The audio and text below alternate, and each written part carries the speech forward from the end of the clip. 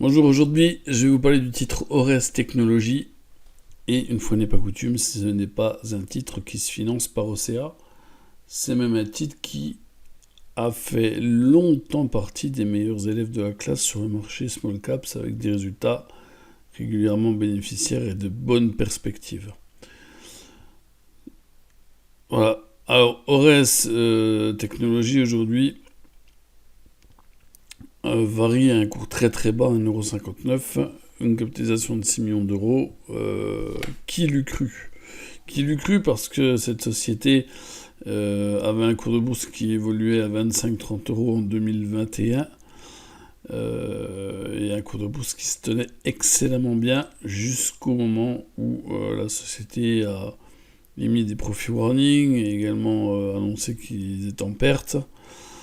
Et donc, eh bien, pour la bourse, en tout cas, c'était une catastrophe. Et si on regarde un petit peu le graphe, prix depuis 7 €, 7 €, c'est une baisse, avec un gros gap baissier à 3,88 et puis un couteau qui a planté à 1,10 €, et la tentative de rebond. Franchement, il y a de quoi y croire sur cette valeur, puisqu'elle a accès aux emprunts bancaires.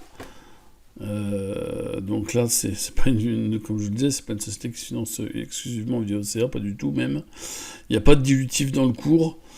Et malgré cette perte nette en 2022, qui est quand même contrôlée, 2,4 millions d'euros de perte nette, on a un chiffre d'affaires qui s'établit au premier semestre en forte baisse, c'est forte baisse à 40 millions d'euros.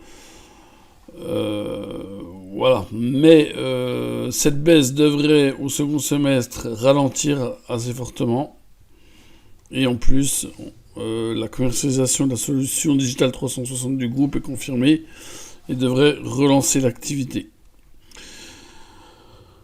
Très honnêtement, quand on a un titre comme ça, où on a des investisseurs, des banques qui suivent, et qu'on a un titre qui a été divisé par 20-25 en 24 mois, avec autant d'actifs, 80 millions d'euros d'actifs, je pense que c'est une bonne opportunité pour se placer dessus. Il ne fallait juste pas le faire trop tôt, il fallait bien attendre que le couteau se plante.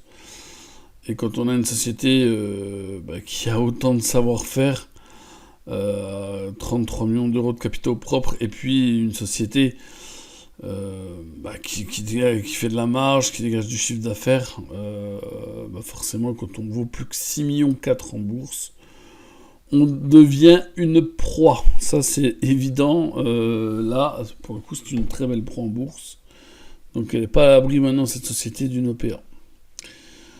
Et d'ailleurs, c'est marrant, mais si on regarde le journal des OPA, il parle d'Ores Technologies. Alors, je sais pas si c'est un message, mais on nous explique que Moneta AM passe sous les 5% du vote, des votes le 25 août. Il leur reste 268 000 titres en portefeuille. On peut penser qu'ils vont tout vendre. Voilà, parce qu'ils sont contraints de vendre, c'est des fonds. Ils ont une discipline à adopter. Mais au vu des volumes passés au mois de septembre, on est à peu près à un volume à 230-240 000 au mois de septembre. On peut penser que la semaine prochaine, ils auront tout vendu. En tout cas, s'ils souhaitaient vendre, ils auront la capacité de le faire. Et derrière, souvent, quand on a des fonds comme ça qui vendent des titres illiquides, souvent on assiste à des explosions haussières derrière. On voyait bien, les volumes de juin à juillet ne permettaient pas au fonds de sortir. Il a commencé ses ventes le 25 août, et vous voyez bien les bougies rouges, les chandeliers rouges, vous voyez bien que là, c'est le fond qui sort.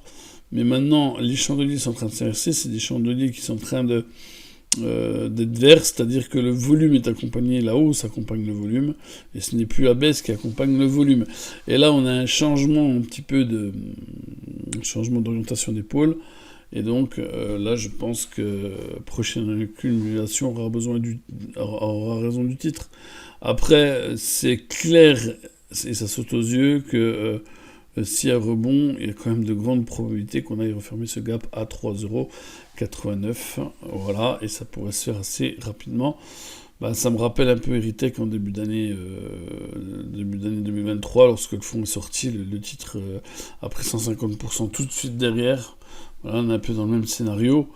Et on est dans un scénario où, un petit peu aussi à la Largo, hein, récemment, avec le gros rebond de Largo, qui s'était fait sans OCA, là pareil, hein, même profil, hein, on a une boîte sans OCA avec un rebond qui devrait être assez rapide, parce que finalement pas beaucoup de titres sur le marché.